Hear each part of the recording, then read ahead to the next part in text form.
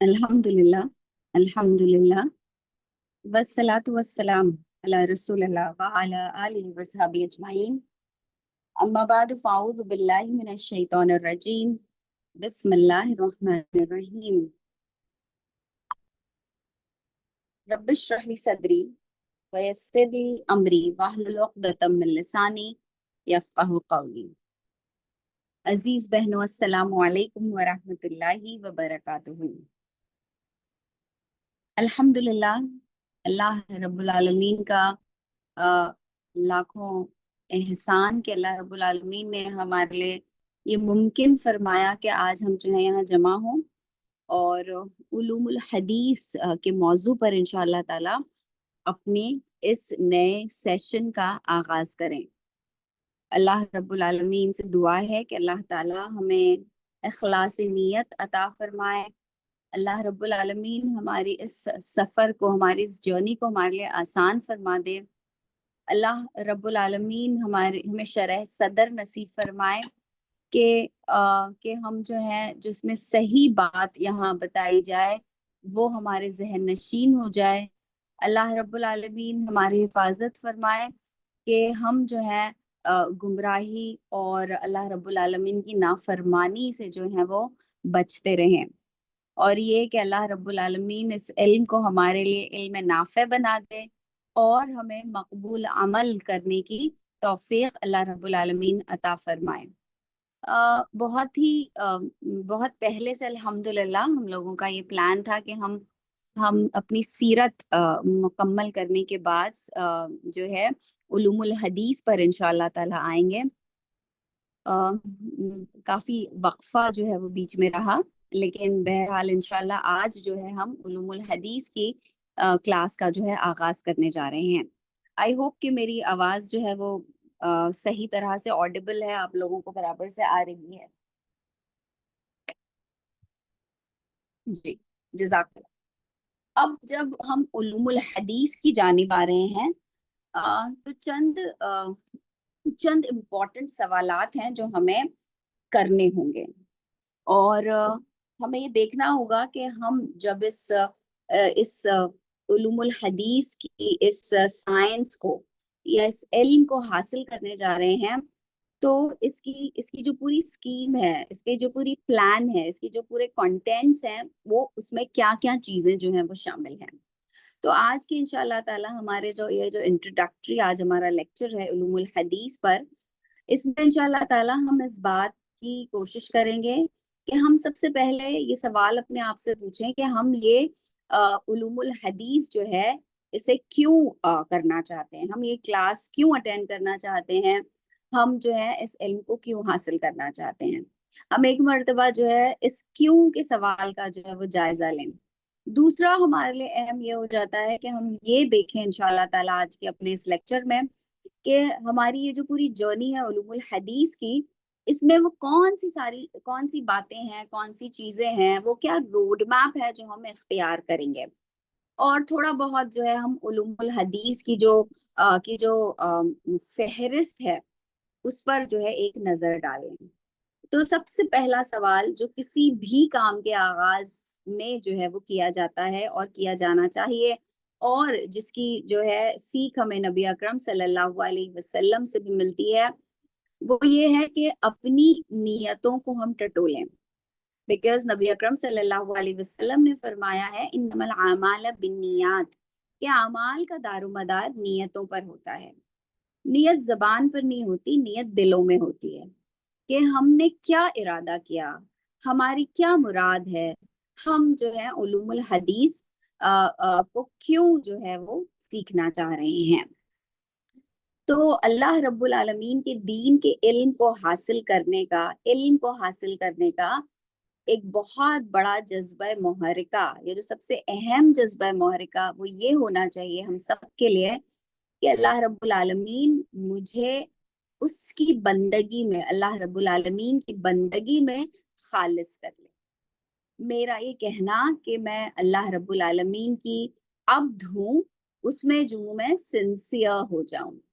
तो हमारी सारी जद्दोजहद, हमारी सारी جو کاوش ہے، چاہے وہ علم کو حاصل کرنے کی ہو، چاہے وہ عبادت کی ہو، چاہے وہ معاملات کی ہو، ان سب کو ایک سنگولر اگر ہم مقصد کے تحت جمع کر دیں تو وہ یہ ہوگا کہ ہم یہ سب کچھ اس لیے کرنا چاہتے ہیں کہ ہم اللہ رب العالمین کے اچھے عبد بن سکیں، ہم اللہ رب العالمین کے اچھے غلام جو ہیں بن سکنے کے جو ہے وہ کوالیفیکیشن حاصل کر لیں، ہم اللہ رب العالمین کی نظروں میں نافرمانوں کی لسٹ میں شامل نہ ہوں، ہم اللہ رب العالمین کے سامنے خائنوں کی لسٹ میں شامل نہ ہوں، خیانت کرنے والے، اللہ رب العالمین کی نافرمانی کرنے والے۔ اور ایک بہت سخت لفظ ہے نمک حرام، کہ اللہ رب العالمین ہمیں اللہ کا نمک حلال بنائے، اس کی نمک حرامی سے بچائے۔ تو دیکھیے یہ سارے الفاظ، چاہے وہ نمک حلالی ہو، چاہے وہ اخلاص ہو، چاہے وہ سنسیریٹی ہو، یہ سارے الفاظ ایسے ہیں جنہیں ہم اپنے تعلقات میں بھی استعمال کرتے ہیں، ان کی سگنیفیکنس، ان کا مفہوم، ان کے معنی جو ہے ہم سب سمجھتے ہیں۔ تو اس بات کا اعادہ اپنے آپ کے ساتھ جو ہے ایک مصمم ارادہ ہمیں یہ کرنا ہے کہ اللہ رب العالمین، میں جو ہوں یہ علم حاصل جو کر رہی ہوں، اس کا مقصد یہ ہے کہ میں آپ کی ایک اچھی عبد بننا چاہتی ہوں، میں چاہتی ہوں کہ میں آپ کے سامنے اور جھک جاؤں۔ اچھا عبد کیسے بنا جاتا ہے؟ اب یہ ایک اہم سوال ہے کہ اچھا عبد جو ہے وہ کیسے بنتے ہیں۔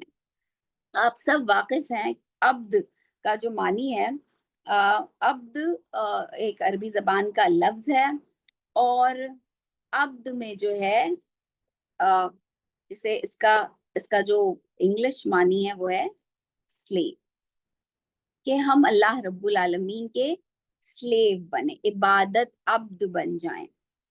عبد جو ہے یہی جو ہے دراصل ہماری غایت بھی ہے، کہ اللہ رب العالمین نے ہمیں اسی لیے اس دنیا میں بھیجا ہے۔ وَمَا خَلَقْتُ الْجِنَّ وَالْإِنسَ إِلَّا لِيَعْبُدُونَ، کہ ہم نے تو تمہیں عبادت ہی کے لیے جو ہے وہ پیدا کیا ہے۔ اب اللہ رب العالمین کی عبادت جو ہے وہ مشروط ہے اللہ رب العالمین کی محبت اور اللہ رب العالمین کی اطاعت کے ساتھ۔ اللہ رب العالمین کی محبت is the love of Allah subhanahu wa ta'ala along with obedience، اور یہ لو بھی جو ہے، یہ محبت بھی جو ہے اعلیٰ درجے کی ہے، اور اطاعت بھی جو ہے وہ کمپلیٹ سبمیشن جو ہے وہ ریکوائرڈ ہے۔ اب یہ جو ہماری ایکسرسائز ہے، علوم الحدیث کو سیکھنا ہو یا سیرت کو سیکھنا ہو یا قرآن کی تفسیر حاصل کرنی ہو، تو اس کا مقصد جو ہے وہ یہ ہو کہ میں اللہ تعالیٰ تیری ایک اچھی عبد بن سکوں۔ اس عبد کے بننے کے لیے اب ضروری ہے کہ اللہ رب العالمین کی محبت اور اللہ رب العالمین کی اوبیڈینس دونوں میں جو ہے وہ اضافہ ہو، ہے نا، یہ دونوں جو ہے بڑھ جائیں۔ بیکاز اگر عبادت اسی سے تعبیر ہوتی ہے کہ میری محبت اور اطاعت اللہ رب العالمین کے لیے جو ہے وہ میری عبادت کو جو ہے وہ ظاہر کرتی ہے، تو اب میری محبت اور اطاعت، اللہ رب العالمین کی اطاعت اور محبت میں اضافہ ہونا چاہیے۔ تو اب ہم اپنے آپ کو چیک کرتے رہیں گے کہ کیا میرے اس انڈیور سے، کیا میری اس کاوش سے اللہ رب العالمین کی محبت اور اللہ رب العالمین کی اطاعت میں اضافہ ہو رہا ہے۔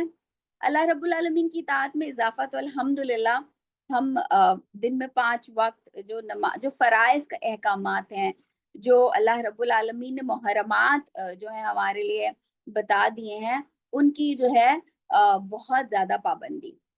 تو زندگی کے ہر شعبے میں جو ہے ہم یہ دیکھیں کہ جتنی زیادہ سے زیادہ اطاعت ہم اللہ رب العالمین کے احکامات کی کریں، وہ جو ہے ہمیں اختیار کرنی ہے۔ ہم جس کسی لیول پر ہیں، ہم جہاں کہیں ہیں، اس میں اضافہ ہونا چاہیے، اور یہ سب کچھ جو ہے وہ محبت کے جذبے سے سرشار ہو کر جو ہے وہ ہونا چاہیے۔ تو اس میں محبت اور محبت اور اطاعت دونوں شامل ہے۔ اب اللہ رب العالمین تک جو پہنچنے کا راستہ ہے ہمارے لیے، وہ کس سے ہو کر گزرتا ہے؟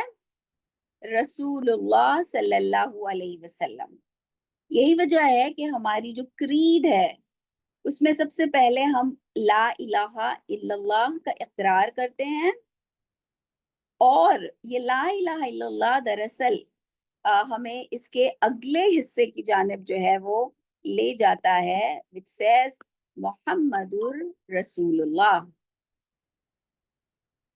اب اللہ رب العالمین کی محبت اور اللہ رب العالمین کی اطاعت دونوں کے دونوں جو ہے اسی وقت ہو سکتی ہے جب رسول اللہ صلی اللہ علیہ وسلم کے بتائے ہوئے راستے کو جو ہے وہ اپنایا جائے. دنیا میں بہت سارے لوگ ہیں جو خدا سے محبت کا دعویٰ کرتے ہیں. ہو سکتا ہے وہ کوئی الگ زبان بولتے ہوں، وہ کسی الگ کلچر سے بلونگ کرتے ہوں، لیکن سب کے پاس خدا کو ماننے کی جو ہے کوئی نہ کوئی ان کے لیے لفظ ہے، یا خدا پہ یقین کا جو ہے ان کے پاس جو ہے ایک پورا فلسفہ ہے. سو ہمارے نزدیک ہمارے دین میں جو ہے اللہ رب العالمین کی محبت اور اللہ رب العالمین کی اطاعت جو ہے وہ اس کا راستہ ہمیں جو ہے صرف وہ ہے جو رسول اللہ صلی اللہ علیہ وسلم نے بتایا. اسی لیے لا الہ الا اللہ توحید جو ہے وہ ہم سے رسالت جو ہے اس کی ڈیمانڈ کرتی ہے. میں توحید پر چل ہی نہیں سکتی جب تک کہ میں اس اصول کو بالکل اچھی طرح ذہن نشین نہ کر لوں کہ مجھے رسول اللہ صلی اللہ علیہ وسلم کی محبت اور رسول اللہ صلی اللہ علیہ وسلم کی اطاعت، اس چینل ہی کے ذریعے سے میں اللہ رب العالمین کی محبت اور اطاعت تک پہنچ سکتی ہوں. تو ہمارے لیے ہمارے دین میں ہماری جو بیسک کریڈ ہے اس میں توحید ہے اور اس میں رسالت بھی ہے، اور پھر اور بھی دوسرے ہمارے پارٹس ہیں ایمانیات کے، لیکن ہماری جو بیسک کلمہ توحید ہے اس میں توحید جو ہے وہ رسالت کے ساتھ گندھا ہوا ہے. اس لیے کہ انسانوں کی ایک بہت بڑی گمراہی یہ رہی ہے کہ انہوں نے کہیں نہ کہیں یہ کوشش تو کی کہ خدا سے آنے والی، ایشور سے آنے والی وانی کو انہوں نے محفوظ کرنے کی تھوڑی بہت کوشش کی، لیکن جب انہوں نے اپنے نبیوں کو بھلا دیا، اپنے نبیوں کی تعلیمات کو بھلا دیا، یہاں تک کہ وہ یہ بھی بھول گئے کہ یہ وانی لے کر کون آیا تھا. سی ایم ریفرنگ ٹو، اگر ہم دیکھیں ہم جس ملک میں رہتے ہیں یہاں کی جو ہندوازم یا جسے ہم کہہ سکتے ہیں جو ان کا ویدانتک مذہب ہے، اس میں ان کا ماننا یہ ہے کہ وید جو ہیں وہ دراصل ایشور کی وانی ہے. یہ جیسے ہم کہتے ہیں اللہ کا کلام ہے قرآن کریم، لیکن ظاہر سی بات ہے وید کو جو ہے وہ اس طرح سے محفوظ نہیں ہے. وید بہت اینشنٹ ہے، یہاں تک کہ انہیں یہ بھی نہیں پتا کہ وہ وید کو جو لانے والے رشی تھے وہ کون تھے، یعنی ان کے پاس ان رشیوں کا نام تک محفوظ نہیں ہے. اسی طرح اگر ہم دوسرے مذاہب پر آئیں، اگر ہم عیسائیت پر آئیں، اگر ہم کرسچینٹی اور جوڈائزم پر آئیں جو کہ ہماری اس سیمیٹک ریلیجن کے بریکٹ میں ہی آتے ہیں، تو ہم دیکھیں کہ انہوں نے اپنے نبی کو، اپنے رسول کو ملنے والی کتابوں کے ساتھ کیا کیا، اپنے رسول کی لائی ہوئی تعلیمات کے ساتھ کیا کیا. انہوں نے تو اس کا بھی جو ہے اس طرح سے انتظام نہیں کیا کہ انہوں نے تو اللہ رب العالمین کی کتاب ہی کو گم کر کے رکھ دیا، یعنی اس کو بھی انٹیکٹ جو ہے وہ نہیں رکھ سکے اور اس کی بھی جو حفاظت وہ پوری طرح سے نہ کر سکے. یہ اللہ رب العالمین کا بہت بڑا احسان ہے ہم پر کہ اللہ رب العالمین نے جو ہے نہ صرف قرآن کریم کی حفاظت کا ذمہ لیا کہ انا نحن نزلنا و انا لہ لحافظون، کہ ہم نے ہی جو ہے اس ذکر کو نازل کیا ہے اور ہم ہی جو ہے اس کی حفاظت کریں گے.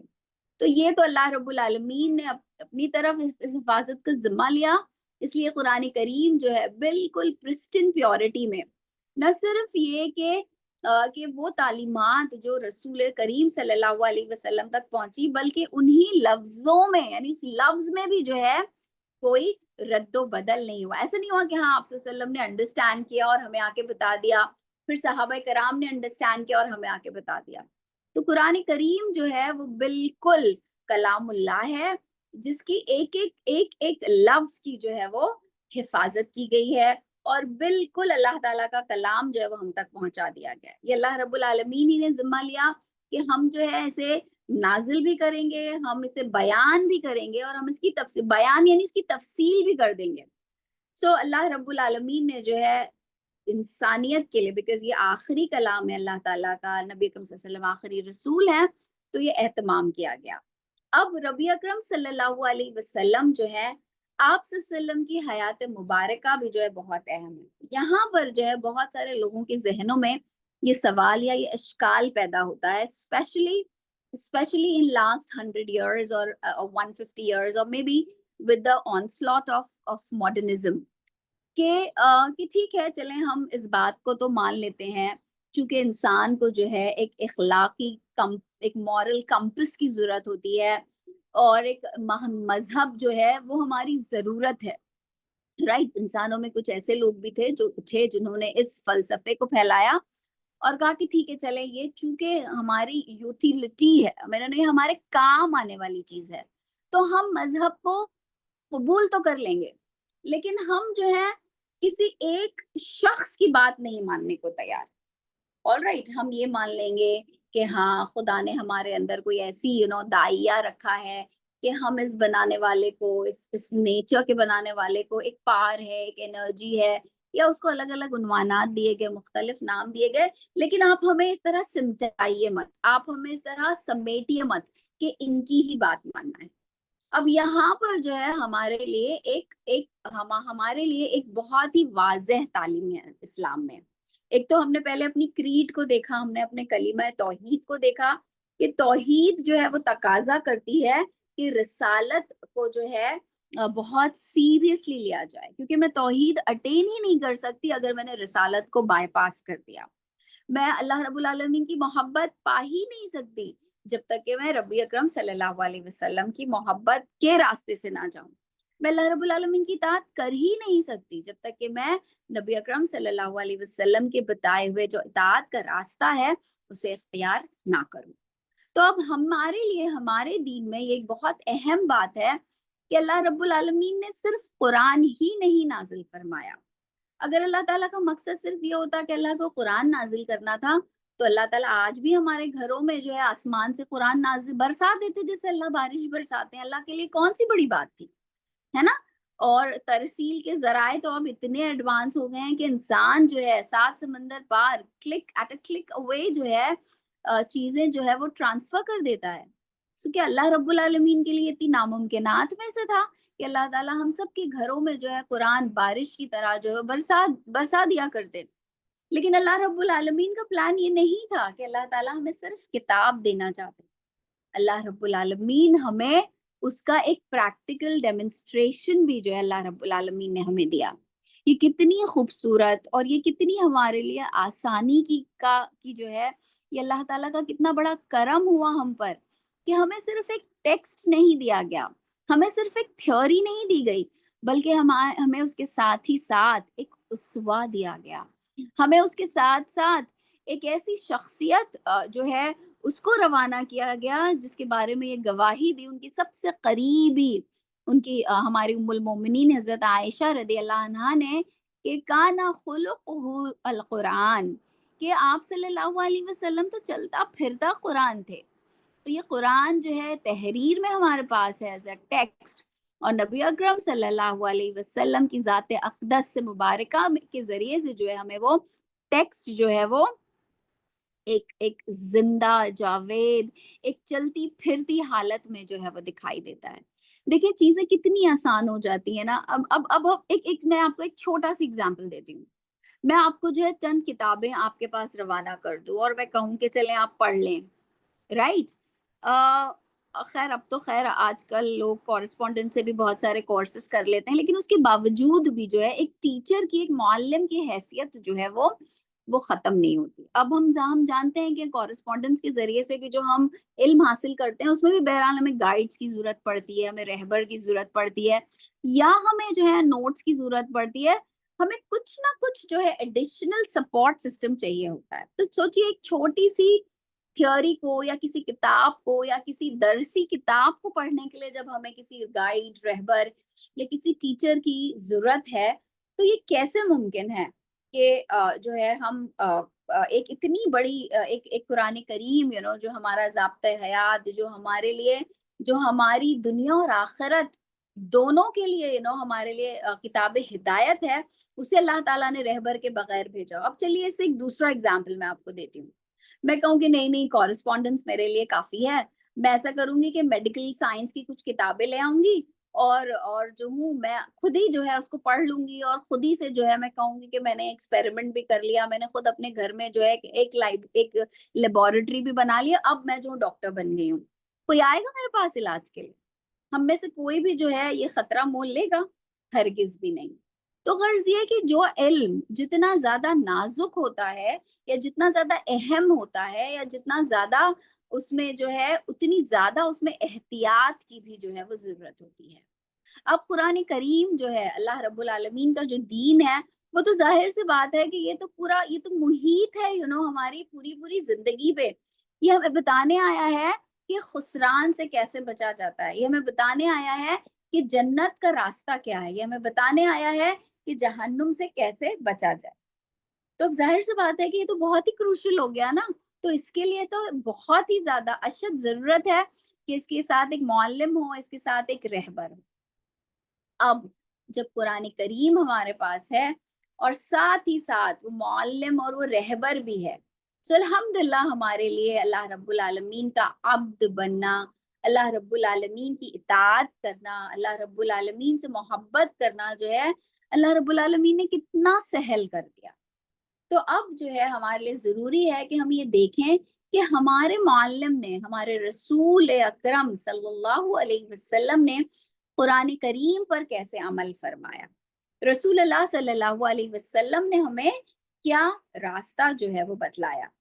آپ صلی اللہ علیہ وسلم پر وحی جو ہوتی تھی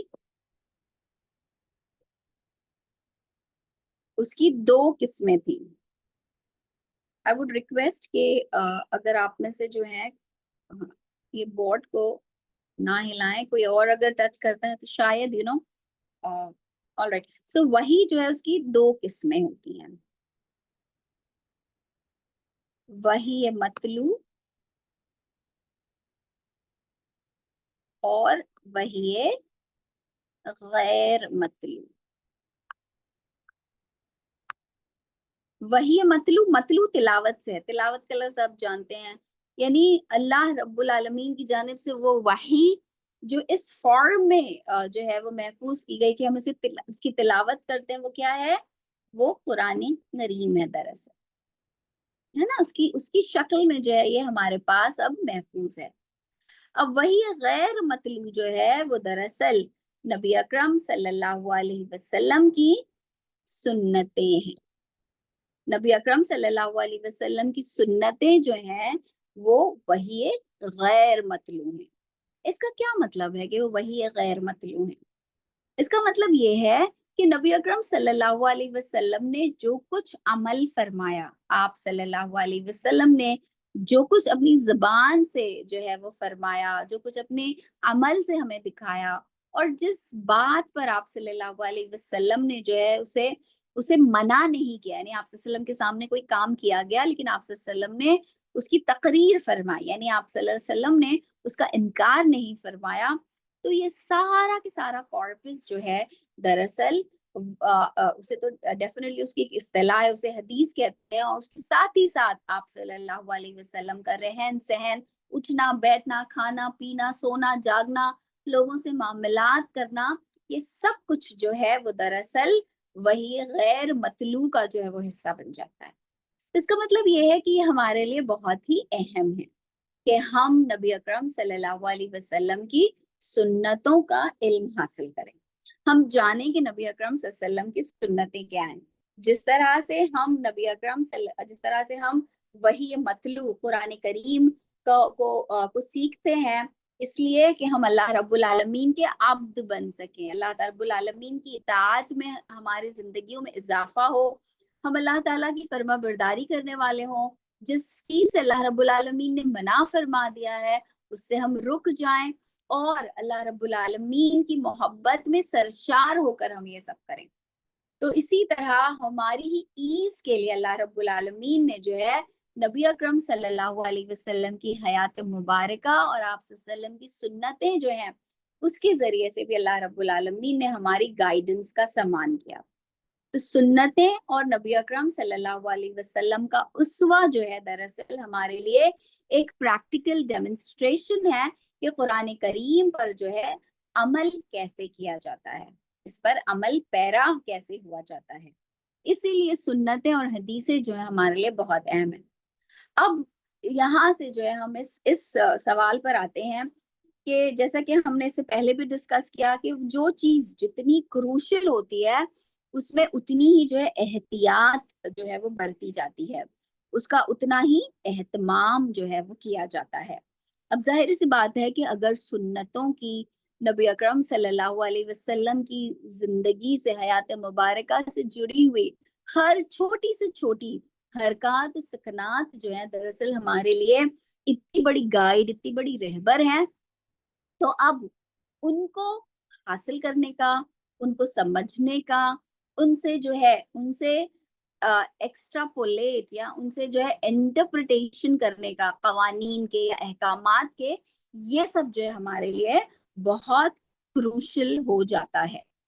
دیکھیے جب آپ صلی اللہ علیہ وسلم موجود ہیں تو صحابہ کرام کے لیے تو نسبتاً آسان اس طرح سے ہے کہ آپ صلی اللہ علیہ وسلم قرآن کریم جو ہے انہیں سنا رہے ہیں اور پھر ساتھ ہی ساتھ یہ بتا بھی رہے ہیں کہ قرآن کریم کی آیات کا اس ٹائم سپیس میں 7th سینچری عربیہ میں اس کو کیسے جو ہے امپلیمنٹ کرنا ہے, رائٹ. تو انہیں جو ہے بہت زیادہ دماغ اس طرح سے لڑانے کی ضرورت نہیں ہے کہ انہیں جو ہے یہ معلوم کرنا پڑے کہ ہم نے اس کو صحیح سے سمجھا ہے یا نہیں, ہم اسے صحیح سے اپلائی کر رہے ہیں یا نہیں.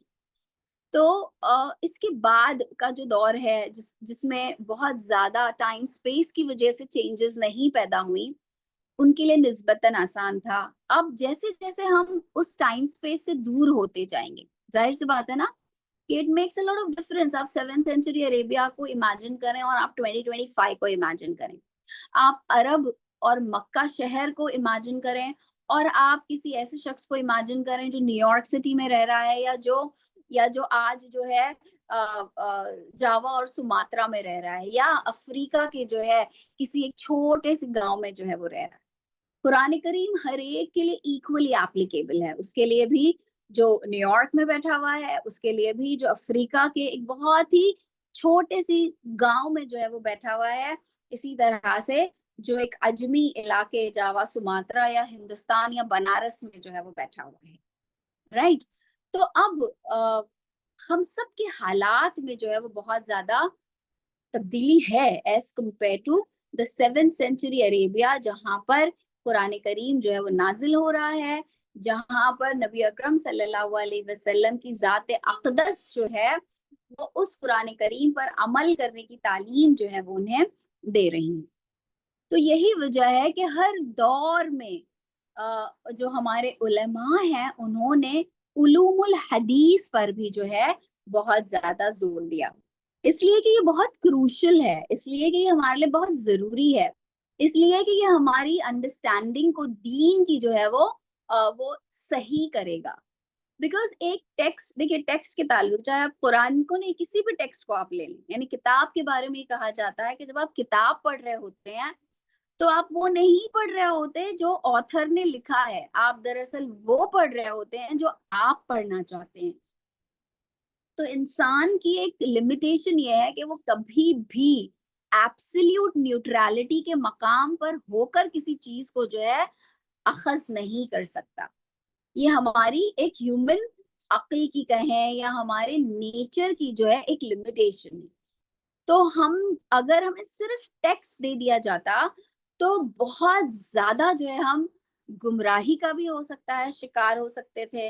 ہم میں سے بہت ہی کم لوگ ایسے ہوتے جو بالکل رائٹ انٹرپریٹیشن پہ جو ہے ارائیو ہوتے, جو بالکل صحیح جو ہے اس کا مفہوم سمجھ کر اسے اپنی زندگیوں میں جو ہے وہ نافذ کرتے. اب اللہ رب العالمین نے قرآن کریم کے ساتھ ساتھ جب ہمیں ایک معلم، ہمیں ایک رہبر، ایک رسول بھی جو ہے عطا فرمایا، اور نبی اکرم صلی اللہ علیہ وسلم کے اسوہ کے ذریعے سے ہمیں بتایا، تو ہمارے لیے قرآن کریم کی تعلیمات کو، قرآن کریم کو سمجھنا جو ہے اور اس پر عمل کرنے میں اللہ رب العالمین نے ہمارے لیے آسانی جو ہے وہ پیدا فرما دی۔ لیکن اگر ہم دیکھیں 7th سینچری عربیہ اور 2025، ایک لمبا عرصہ گزر گیا، رائٹ، 1000 سال سے زیادہ کا عرصہ گزر گیا، اراؤنڈ 1500 سال گزر چکے ہیں۔ اب اس 1500 سال میں جو ہے حالات کے اعتبار سے، ٹائم سپیس کی جو تبدیلی ہے وہ تو ہوئی ہے، لیکن اس علم الحدیث میں بھی جو ہے بہت سارے تغیرات، یا جسے آپ کہیں گے کہ ایولیوشن بھی جو ہے وہ ہوا ہے۔ چینج جو ہے وہ ایک ہیومن جسے کہا جائے گا کانسٹنٹ ہے نا، جو ہمیشہ ہوتا ہے۔ تو یہ علم بھی جو ہے کوئی ایکسیپشن نہیں ہے، اور چونکہ یہ علم ہمارے لیے اتنا کروشل تھا، تو ہمارے علماء نے جو ہے ہمیشہ اس کو حاصل کرنے کی تگ و دو کی، اس کو حاصل کرنے کی جو ہے اس میں جو ہے محنت کی اور اسپیشلائزیشن کی۔ اب دیکھیں، ایک علم جو ہے جب اس کا آغاز ہوتا ہے، ایک ڈسپلن کا آغاز ہوتا ہے، یا ایک جسے ہم کہیں گے کہ ایک اسٹرکچرڈ، جسے اب ہم علم کو کر دیتے ہیں، تو اس اسٹرکچرڈ علم میں جو ہے اس اسٹرکچرڈ علم میں جو ہے ہمارے لیے پھر کچھ چیزیں جو ہے وہ پیش کر دی جاتی ہیں جس سے ہمارے لیے آسانی ہو جائے۔ علوم الحدیث بھی جو ہے it was over a period of time کہ وہ اس شکل میں آیا جس شکل میں وہ آج ہمارے سامنے ہے۔ وہ کیا ہے شکل؟ دیکھیے، نبی اکرم صلی اللہ علیہ وسلم کی جب آپ صلی اللہ علیہ وسلم کے ساتھ صحابہ کرام موجود ہیں، تو انہوں نے کس طرح سے نبی اکرم صلی اللہ علیہ وسلم کی سنتوں کو اپروچ کیا، اس کو کیا محفوظ کرنے کا کوئی انہوں نے کوئی عمل کیا، انہوں نے کیا اس کی حفاظت کا کوئی انتظام کیا، ہاؤ کانشیس دے ور۔ اس کے بعد ہم صحابہ کرام کے بعد آتے ہیں تابعین کے دور، پھر تبع تابعین، اور پھر اس کے بعد کی مسلم جنریشن۔ تو ہم یہ دیکھتے ہیں کہ دنیا میں بہت ساری جسے ہم کہیں گے کہ اعمال یا ایجادات جو ہوتی ہیں، وہ اس لیے وقوع پذیر ہوتی ہیں کیونکہ اس کی ضرورت پیش آ جاتی ہے، کہ کسی چیز کی جو نیسیسٹی ہے وہ اس کی اٹ نیسیسیٹ اس کی ڈسکوری کے لیے۔ یہ ایک بہت ہی معروف سا ایک جملہ ہے جو ہم جانتے ہیں۔ تو جب ہم علوم الحدیث پر آتے ہیں تو ہمیں پتہ چلتا ہے کہ اس سائنس کو بھی جو ہے بہت زیادہ یہ ڈیولپ ہوئی ہے۔ آپ صلی اللہ علیہ وسلم کی حیات مبارکہ سے اگر اس کا آغاز کیا جائے تو اس وقت سے لے کر سٹارٹنگ کے 400 years آف اسلامک ہجری ایئر، یعنی آپ صلی اللہ علیہ وسلم کا دور، صحابہ کرام کا دور، تابعین کا دور، تبع تابعین کا دور، اور اس کے بعد جو 300 اسلامک ہجری ہے، جو 3rd اسلامک ہجری ہے، اس میں یہ ڈسپلن جو ہے جسے کہا جائے گا کہ اپنے پینیکل پر جو ہے وہ پہنچتا ہے، اپنے کلائمیکس پہ پہنچتا ہے، اور پھر جو ہے ہمیں حدیث کی بہترین جو محفوظات ہیں، بہترین کتابیں جو ہیں وہ ملتی ہیں۔ تو ایک بہت ہی عام سا عذر یا ایک عام سا آبجیکشن جو حدیثوں پر کیا جاتا ہے، وہ یہ کہہ رہے حدیث تو آپ صلی اللہ علیہ وسلم کے جانے کے 200 سال بعد اور 300 سال بعد جو ہے وہ اس کی تدوین ہوئی۔ اب 200 سال اور 300 سال کے بعد تو بات کیا سے کیا بن جاتی ہے، تو اس کا کیا اعتبار؟ یعنی اس طرح سے ایک اعتراض پیش کیا جاتا ہے۔ یہ اعتراض دراصل ہماری لا علمی اور ہماری کم علمی کی غمازی کرتا ہے۔ ہماری لا علمی اور کم علمی کی غمازی اس طرح سے کرتا ہے کہ ہمیں یہ لگ رہا ہے کہ صحیح بخاری، جامع صحیح بخاری حدیث کی پہلی کتاب ہے جو ہے لکھی جا رہی ہے۔ یہ دراصل اس علوم الحدیث کی، جسے کہا جائے گا اس کی تدوین کی، اس کی چھان پھٹک کی، اور پھر اس کو ایک سٹرکچر دینے کی جو کلائمیکس ہے، پھر ہم اس پر پہنچ رہے ہیں 3 صدی میں، ہجری کے 3 صدی میں۔ इसका मतलब ये नहीं है कि पहली 200 सदियों में कोई काम नहीं हुआ हदीस पर, या उलूमुल हदीस नाम की कोई चीज नहीं थी और अचानक मुसलमानों को ख्याल पैदा हुआ कि नहीं नहीं चलिए चलिए अब ये काम करते हैं, चलिए चलिए अब जो है इसकी जो है इसको फाइंड आउट करते हैं और इसको जो है इसको जमा करते हैं और फिर जो है इसको कंपाइल करते हैं। ये दरअसल हमारी लाइल्मी और हमारी कोताह इल्मी की जो है का जो है नतीजा है। खुद नबी अकरम आज इंशाल्लाह ताला जब हम उलूमुल हदीस को अब जब हम पढ़ेंगे तो हम ये देखेंगे कि खुद सहाबा कराम के जमाने में देवर at least 14 written documents, all right 14, यानी कुरान करीम के अलावा हमारे पास 14 कम अज कम 14 दस्तावेजात हैं जो खुद सहाबा कराम के जमाने में हमारे पास रिटन फॉर्म में है। फिर हम ये देखेंगे कि ये उलूमुल हदीस का ये इर्तका जो है किस तरह से ये सफर जो है वो जारी व सारी हुआ। मक्की दौर में लोगों ने किस तरह से हदीस के साथ जो है हमारा क्या रवैया था, मदनी दौर में ये कैसे हुआ, और फिर उसके हर हर दौर में जो है हम ये देखेंगे कि इस इल्म की उलूमुल हदीस जो है वो कैसे जो है वो किन किन जिसे कहा जाएगा कि मंजिलों से माइलस्टोन से जो है होकर गुजरा हुआ है। यहाँ पर मैं आपको एक बात बहुत वाज़ेह तौर पर बता दूं कि जब भी हम हदीस की बातें करते हैं या एक कॉमन पर्सपेक्टिव से, तो हमें लगता है कि चलिए हदीस की कोई किताब ले लेते हैं और उसे पढ़ना शुरू कर देते हैं ना। अब जो बहुत जो मशहूर किताबें हैं जिनको हम रेफर करते हैं, सही बुखारी है, सही मुस्लिम है, लेकिन उसमें भी जो है हम पूरी पूरी सही बुखारी सही मुस्लिम नहीं पढ़ते हैं।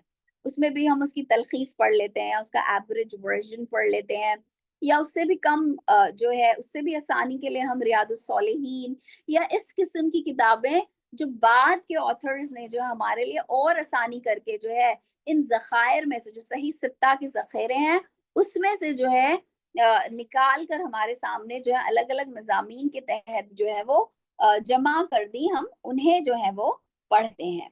सो यू सी हम जो आज करने जा रहे हैं, I mean, हम जिस चीज का आगाज आज करने जा रहे हैं उलूमुल हदीस का, उसमें हम ये नहीं करेंगे कि हम जो है सही बुखारी को खोल के पढ़ने लगेंगे या सही मुस्लिम को पढ़ने लगेंगे। ऑफ कोर्स उलूमुल हदीस में वो भी इंक्लूड होता है, लेकिन हमारा जो फ्रेमवर्क है उसमें हम जो है उलूमुल हदीस की कुछ बहुत ही इम्पोर्टेंट की डिसिप्लिन जिसे कहा जाएगा उसका जो है वो मुताला करेंगे। हम ये देखेंगे कि ये इल्म जो है हदीस का ये कैसे तदवीन हुआ, ये कैसे जो है वकू पजीर हुआ, ये कैसे हमारे सामने आज जिस शक्ल में मौजूद है, ये किन किन कौन कौन से चैलेंजेस और कौन कौन से सवालात के जवाबात देकर आज हमारे सामने इस तरह से आया है। फिर उलूमुल हदीस का एक बहुत इम्पोर्टेंट पार्ट है उसूलुल हदीस। उसूलुल हदीस जो है दरअसल एक स्पेशलाइजेशन है जिसमें हमारे मुहद्दिसीन ने जो है वो एक पूरी साइंस डेवलप की जिसमें उन्होंने ये बताया कि वो जो है हदीसों को किस तरह से क्लासिफाई करते हैं, उसकी क्लासिफिकेशन के कौन कौन से तरीके हैं या कितने तरीके हैं। चलिए यहाँ पे मैं आप सबसे क्वेश्चन करती हूँ और आप जवाब दीजिएगा। कितने आपको पता है कितनी नौएं हैं हदीस की, कितनी नौ अनवा हैं, नौ की जमा अनवा, गेस करिए हदीस की कितनी अनवा होंगी, बताएं कितनी अनवा होंगी हदीस की। जैसे आप जानती हैं सही हदीस, हसन, ज़ईफ, मौदू, ये चार हुई, और कितनी अनवा हैं हदीस की बताएं, गेस करें कितनी कितने टाइप की होंगी, तो जवाब दे मुझे, कोई जवाब देना चाहेगा, कोई गेस कर ले। हाँ, कितने होंगी कितनी अनवा होंगी हदीस की, जैसे जैसे चार तो मैंने आपके सामने इसका नाम लिया, सही हदीस, हसन और ज़ईफ और मौदू, राइट। इसके अलावा भी आप में से कुछ लोगों ने कुछ किताबें पढ़ी होंगी तो आपके सामने जो है वो चीजें आई होंगी। तो कितनी नौ है कितनी अनवा है, कैन यू गेस, कोई गेस करना चाहेगा, बताएं प्लीज। हाँ,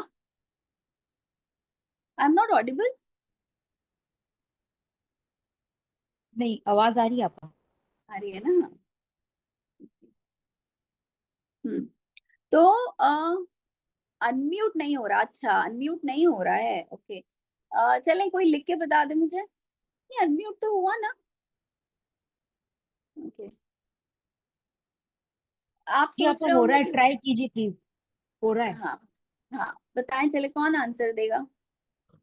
और बदी ज़ईफ की कितनी सारी मतलब चार पांच वो है कि ज़ईफ क्यों है ये ना। राइट, तो आप फिर ये ऐसा और शगुफ्ता, हाँ हाँ हाँ हाँ, वेरी गुड।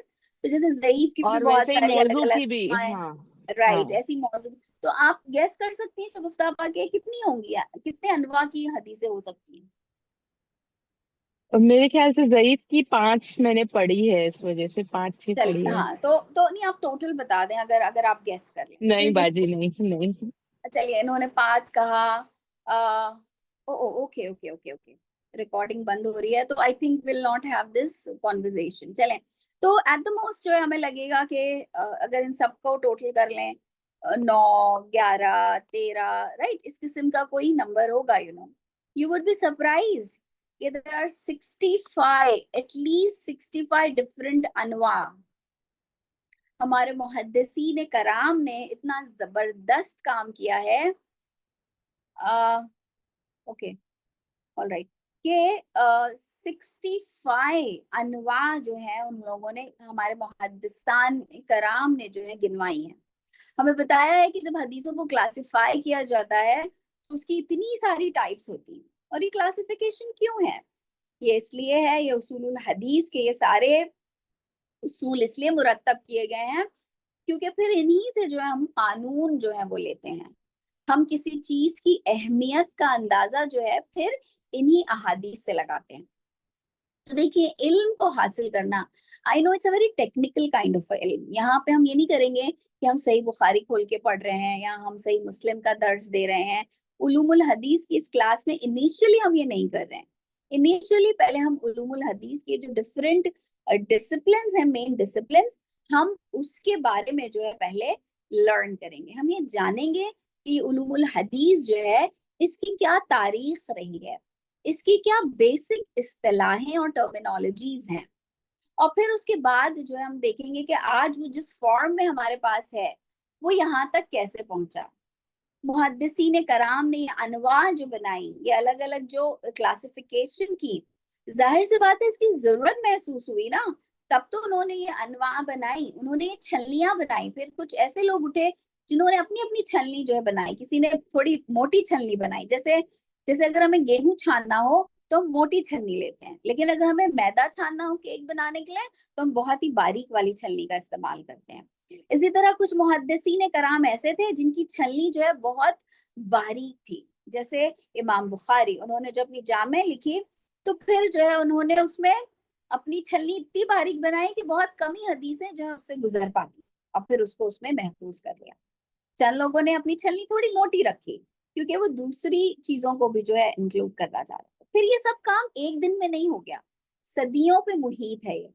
कुछ सदियां लगी हैं तब कहीं जाके ये इस फॉर्म में हमारे पास आया। लेकिन इसका मतलब ये नहीं है हरगिज भी कि हदीसें जो हैं वो नबी अकरम सल्लल्लाहु अलैहि वसल्लम के 200 साल बाद आई, या 200 साल बाद जो है लोगों का ध्यान इस तरफ गया कि हम आप सल्लल्लाहु अलैहि वसल्लम की बातों को, आप सल्लल्लाहु अलैहि वसल्लम की सुन्नतों को और आप सल्लल्लाहु अलैहि वसल्लम के कलाम को जो है वो महफूज करें। अब आए, जब हम डिसिप्लिन की बात कर रहे हैं उलूमुल हदीस के, तो उसमें बहुत सारे जो है हिस्से हैं। उसमें एक है इल्मुर रिजाल। रिजाल रजुल की जमा है ना, जो लोग अरबी पढ़ते हैं। तो रिजाल किसे कहते हैं? वो लोग जिन्होंने इसको जमा किया। सो दिस इज इल्म साइंस ऑफ नरेटर्स। ये दरअसल इल्मुर रिजाल कहलाया। तो हमारे जो मुहद्दिसीन कराम हैं, जो उलूमुल हदीस के डिसिप्लिन से इल्म हासिल करने वाले हैं, उन्होंने इल्मुर रिजाल जो है वो हासिल किया। उन्होंने उन सारे नरेटर्स की जो है वो तफसीलात जो है इसमें महफूज की, सिर्फ उसे एक एक एक जिसे कहते हैं डेटा एंट्री के तौर पे उस तरह से नहीं किया कि अच्छा अब्दुल्ला बिन उमर ने जो है हजरत उमर से सुना, हजरत उमर ने आपसे सल्लम से सुना, और फिर अब्दुल्ला इब्ने उमर यानी हजरत इमाम बुखारी रहिमहुल्लाह जो है अगर 200 साल बाद आ रहे हैं बुखारी, ऑल राइट, तो इन तक जो पहुंचने के लिए एटलीस्ट एक ताबई तक आने के लिए 3 और जो है वो लोग हैं, और उसके बाद जो है हम ताबई तबा ताबईन पर आएंगे, फिर एक ताबईन पर आएंगे, फिर एक सहाबी पर आएंगे, और फिर आप सल्लल्लाहु अलैहि वसल्लम पर आएंगे। तो ये जो बुखारी है तो इतने जमाने बाद है, राइट। तो हमारे जो उलूमुल हदीस के हमारे जो उलमा हैं, देखिए हमारे उलमा ने कितना जबरदस्त काम किया हमारे लिए, उन लोगों ने कितनी जाफशानियां की, कितनी मेहनत की, और ये सब कुछ हमारे लिए महफूज किया। तो उन्होंने ये सारे जो लोग हैं इनके कवायफ जमा किए कि भाई ये कौन लोग थे, न सिर्फ ये कौन थे बल्कि ये कैसे थे। कैसे थे से मुराद उनका हाफिजा कैसा था, फिर उनका कैरेक्टर कैसा था, क्या उनकी जिंदगी में किसी ने जो है उनके बारे में कोई ऐसी बात बताई। I mean this is an entire science. I mean आज जब जो है हम डेटा जो है वो जमा करते हैं लोगों का, और देखिए तो ये सारी इंफॉर्मेशन जो है उलूमुल हदीस में आती है। उसके बाद दूसरा आता है इल्मुल जरह वल तादील। This is the science of जरह, जो है वो क्रिटिसिज्म है। अब ये नहीं हुआ कि चलिए हमारे जो उलेमा है उलूमुल हदीस के जो हमारे आलिम हैं उलेमा हैं उन्होंने बस जमा की और हमारे सामने रख दी, उस पे क्रिटिसिज्म भी हुआ एंड वैलिडेशन भी जो है उसका करने के लिए जो है पूरी बहसें जो है वो हुई हैं ये कैसे वैलिडेट हो रही है। तो ये इल्म जरह व तादील। उसके अलावा जो है फिर इल्मुल अस्नाद। इल्मुल isnad, that is the chain of the science of chain of narrators, right, of transmission. अब ये जब मेरे पास पहुंची तो बुखारी ने जो है इनसे डायरेक्ट सुना था। अब ये साहब जो है सी, क्या इन्होंने बी से डायरेक्ट सुना था, किस तरह से सुना था, क्या ये इनके वालिद थे, इनके दादा थे, आई मीन वो सारी क्या कंडीशन थी, जो सनद जो ट्रांसमिशन है, और फिर ये बी ने ए से जो सुना था जो तबा ताबईन के बाद। तो ये सारी जो चेन्स हैं इनके ताल्लुक से इनका इल्म ये ट्रांसमिशन कैसे हुआ। अब जब आप उनकी नौ के बारे में जब हम पढ़ेंगे तो आपको पता चलेगा कि कितनी ज्यादा इसकी बारीकियों में जो हमारे उलेमा गए हैं। यानी ये साइंस कोई हवा में नहीं है कि बस हाँ आपसे सल्लम ने फरमाया और ये अब जो है अब हम इसे दोहरा रहे हैं, यानी कोई इतना शैलो इल्म नहीं है। इसके लिए बहुत छान फटक की गई है, बहुत ज्यादा जो है लोगों ने अपना अपना वक्त लगाया है, अपनी जो है जिंदगियां इस इल्म के पीछे जो है वो लगाई हैं, और फिर जो है वो हम तक आया है। इल्मुल अस्नाद के बाद जो दूसरी अहम डिसिप्लिन आती है वो है इल्मुल मतन। अब सिर्फ जो है इस पर ही नहीं जोर दिया गया कि भाई ये इन्होंने इससे सुना इन्होंने इससे सुना और ये ट्रांसमिशन ऐसा, जो टेक्स्ट का बॉडी है, the body of the text जो है जो मतन जिसे हम कहते हैं, उसकी भी जो है वो एनालिसिस जो है वो किया गया। सो इल्मुल मतन जो है वो साइंस ऑफ टेक्स्ट एनालिसिस, जो मतन जो है उसके एनालिसिस के इल्म को इल्मुल मतन कहते हैं। तो फिर जो है इस बात को भी परखा गया कि कहीं कोई बात ऐसा तो नहीं कह रहा है कोई जो खुद कुरान करीम के खिलाफ जा रही हो। तो जो बॉडी ऑफ द टेक्स्ट है, जो टेक्स्ट है उसकी भी एनालिसिस जो है उसमें शामिल की गई। फिर एक और जो डिसिप्लिन है वो है तखरीजुल हदीस।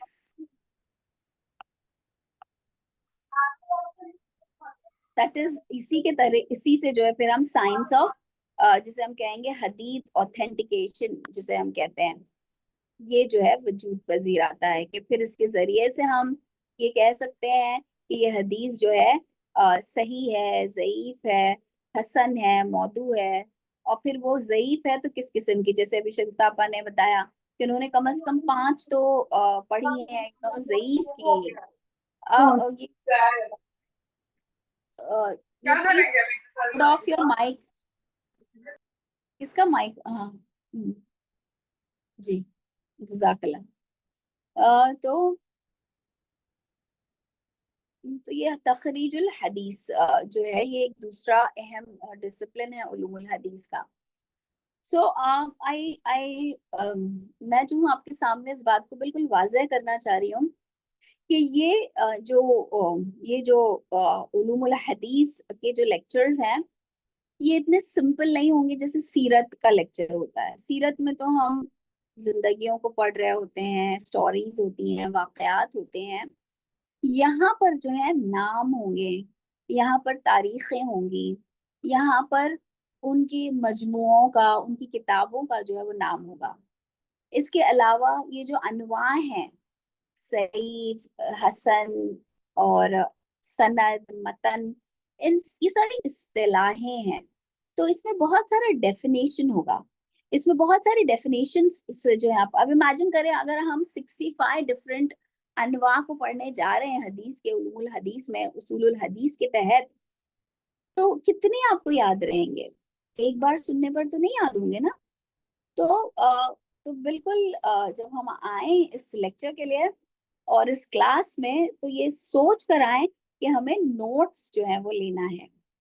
देखिए इनिशियली फर्स्ट 2-3 लेक्चर्स तो फिर भी सिंपल होंगे क्योंकि इसमें हम इसकी तारीख बताएंगे, हम ये डिस्कस करेंगे कि सहाबा कराम के जमाने में जो है क्या सूरत हाल थी, ताबईन के जमाने में क्या मौजूद था हदीसों के जखेरे में, तबा ताबईन, और फिर उसके बाद जो है तदवीन हुई और हदीस की किताबें आई। फिर हम ये भी देखेंगे कि जो अलग अलग क्लासिफिकेशन है, हम बहुत टाइम पढ़ते हैं जामे, मुस्तदरक, इन सब, मुस्नद, ये सब कैटेगरीज हैं, ये सब अनवाएं हैं।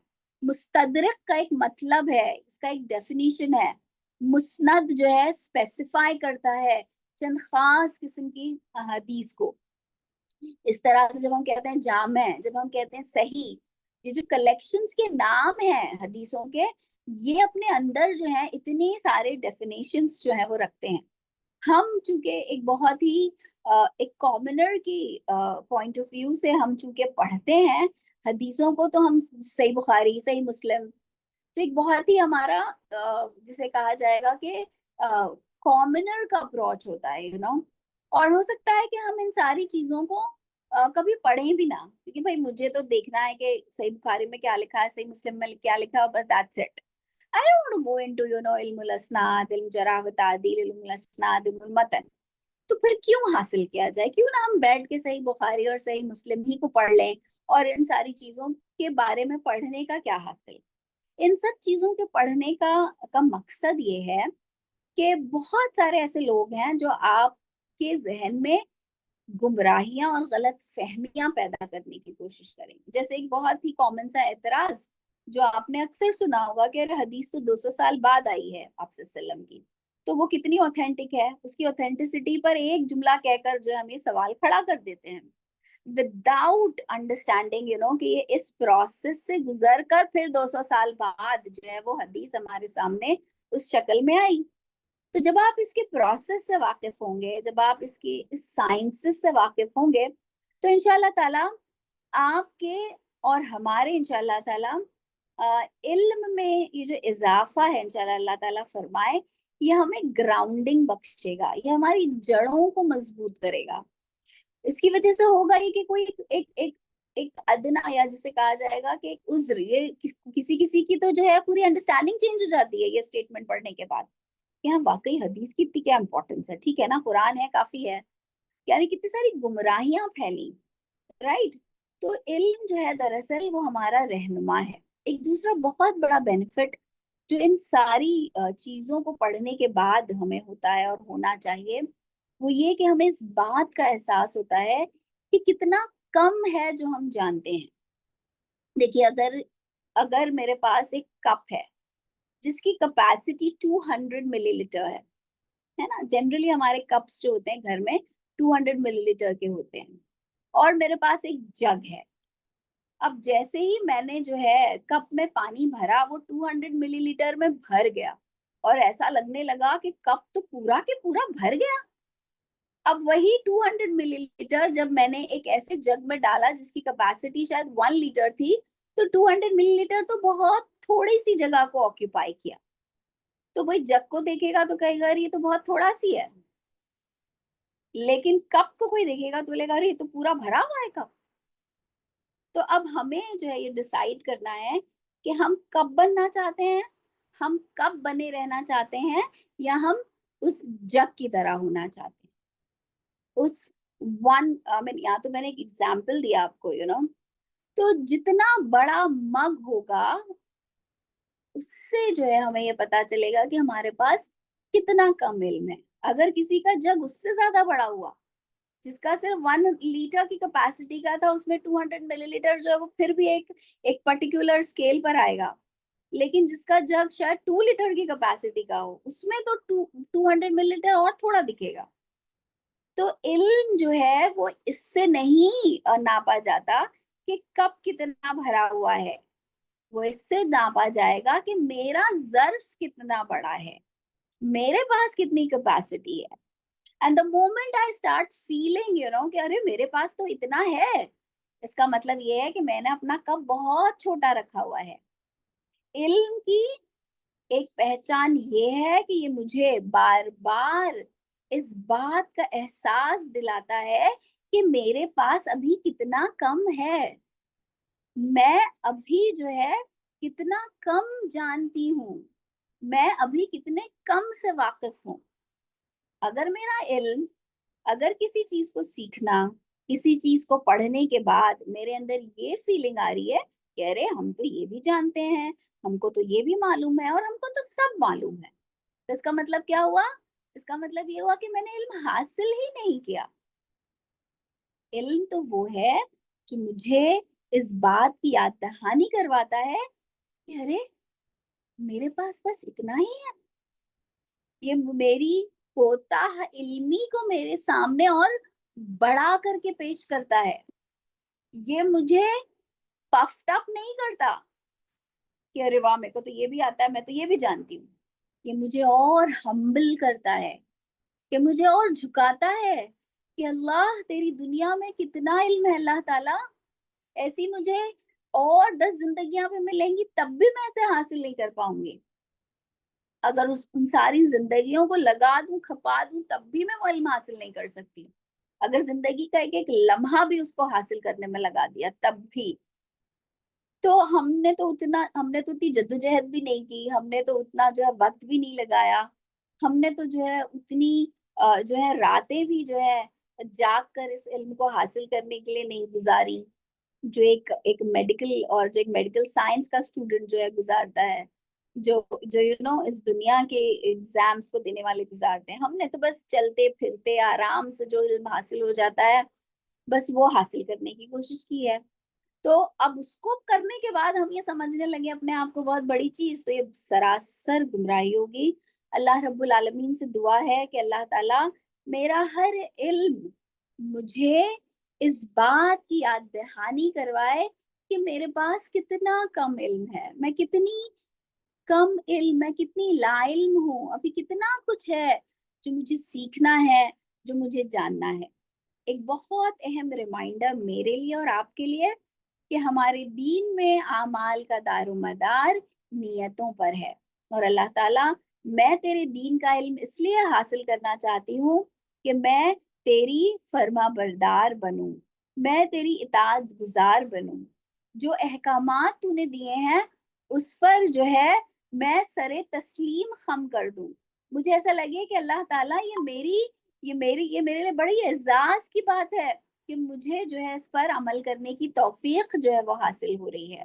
ایک سرشاری, ایک ایک ایک ایک شکر کا جذبہ اللہ تعالیٰ میرے اندر پیدا ہو جب کبھی جو ہے تو مجھے اپنے احکامات پر عمل پیرا کروائے، اور اسی کے ساتھ ساتھ میرے اندر یہ جذبہ اللہ تعالیٰ یہ علم پیدا کرے کہ مجھے تیرے نہی سے وہ کام جو تو نے منع کر دیے ہیں، وہ کام جس سے تو نے روک دیا ہے، مجھے اس سے کراہت ہونے لگے، مجھے اس سے گھن آنے لگے، مجھے جو ہے جو تیری حرام کردہ چیزیں ہیں کبھی ان کی رغبت بھی نہ ہو، اللہ رب العالمین مجھے ان سے نفرت ہو جائے۔ اللہ تعالیٰ تیری محبت کے سرشاری کے جذبے کے ساتھ مجھے تیری اطاعت کرنے والا بنا۔ اللہ تعالیٰ اسی لالچ میں اللہ تعالیٰ ہم اس علم کو حاصل کر رہے ہیں کہ ہم نبی اکرم صلی اللہ علیہ وسلم کی سنتوں کو، نبی اکرم صلی اللہ علیہ وسلم کے اسوے کو، نبی اکرم صلی اللہ علیہ وسلم کی سیرت پاک کو پڑھ کر اس پر عمل پیرا ہونے والے بن جائیں۔ ہم اس علم کو اس لیے حاصل کر رہے ہیں اللہ تعالیٰ کہ ہم دیکھیں کہ ہمارے جو اسلاف ہیں، ہمارے جو پریڈیسیسر ہیں، انہوں نے کتنی محنت، جدوجہد اور کوششوں کے ساتھ جو ہے اس دین کو نہایت ہی انٹیکٹ طریقے کے ساتھ ہم تک پہنچانے کی جو ہے کوششیں کی۔ اب ہم جو ہے اپنی گمراہی، اپنی کم علمی اور لا علمی کی وجہ سے جو ہے، اور اپنی جو ہے لا ابالی پن کی وجہ سے جو ہے اس ورثے کو جو ہے وہ جو ہے ورثے کو کھو نہ دیں۔ اللہ تعالیٰ، اللہ تعالیٰ ہمیں علم کا حامل بنا، اللہ تعالیٰ ہمیں اخلاص نیت عطا کر، اللہ ہمیں نبی اکرم صلی اللہ علیہ وسلم کا ایسا ماننے والا، ایسا پیروکار بنا دے کہ ہمیں نبی اکرم صلی اللہ علیہ وسلم کی شفاعت جو ہے وہ قیامت کے دن حاصل ہو جائے، ہم ان لوگوں کی لسٹ میں شامل ہو جائیں جن کی شفاعت نبی اکرم صلی اللہ علیہ وسلم جو ہے وہ فرمائیں گے۔ ہمیں نبی اکرم صلی اللہ علیہ وسلم کا شیدائی بنا، نبی اکرم صلی اللہ علیہ وسلم سے سب سے زیادہ محبت کرنے والا بنا دے۔ آمین ثم آمین۔ اور ایک humble reminder for myself and for everyone کہ آج جو ہے جمعہ کا دن ہے، جمعہ کے دن کی مناسبت سے جو ہے درود شریف کی بہت زیادہ اہمیت ہے، تو درود شریف پڑھیں اور اس میں کثرت جو ہے وہ کریں، اور اللہ رب العالمین ہماری اس درود کو پڑھنے اور جو ہے اس ذکر کو جو ہے ہمارے لیے دعا بنا دے، اور اس کے ذریعے سے جو ہے ہمارے لیے علم کے راستے کو حاصل کرنا، اس پر چلنا اور اس پر استقامت اختیار کرنا عافیت کے ساتھ جو اللہ تعالیٰ ہمارے لیے آسان فرما دے۔ وآخر دعوانا ان الحمد للہ رب العالمین۔ جزاک اللہ و شکرن۔